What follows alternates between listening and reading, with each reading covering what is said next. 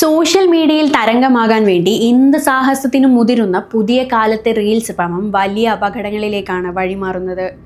ലൈക്കുകൾക്കും കാഴ്ചക്കാർക്കും വേണ്ടി നിയമങ്ങൾ കാറ്റിൽ പറത്തുന്ന ഇത്തരക്കാരുടെ പ്രവണത മറ്റുള്ളവരുടെ സുരക്ഷയെ പോലും ചോദ്യം ചെയ്യുന്ന നിലയിലേക്ക് വളർന്നിരിക്കുന്നു.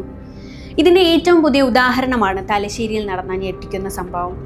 തലശ്ശേരിയിൽ റീൽസ് ചിത്രീകരിക്കാനായി ട്രെയിൻ തടഞ്ഞ 2+2 വിദ്യാർത്ഥികൾക്കെതിരെ റെയിൽവേ പോലീസ് കേസെടുത്തു. എറണാകുളം പൂനെ എക്സ്പ്രസ് ട്രെയിനാണ് വിദ്യാർത്ഥികൾ ചുവന്ന ലൈറ്റ് തെളിയിച്ച് വഴിയിൽ നിർത്തിച്ചത്.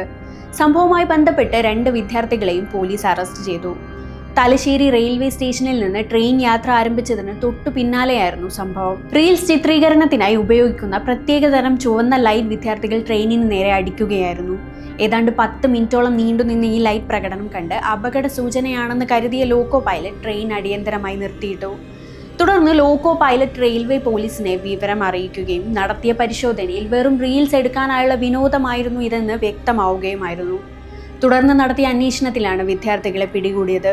ഇവരെ പിന്നീട് ജാമ്യത്തിൽ വിട്ടയച്ചെങ്കിലും റീൽസ് ചിത്രീകരിച്ച ദൃശ്യങ്ങൾ പോലീസ് പിടിച്ചെടുത്തു.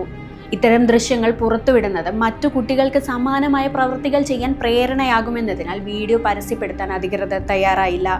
ട്രെയിൻ ഗതാഗതം തടസ്സപ്പെടുത്തുന്നതും സുരക്ഷാ സംവിധാനങ്ങളെ തെറ്റായ രീതിയിൽ ഉപയോഗിക്കുന്നതും ഗുരുതരമായ ശിക്ഷ ലഭിക്കാവുന്ന കുറ്റമാണെന്ന് റെയിൽവേ പോലീസ് മുന്നറിയിപ്പ് നൽകി.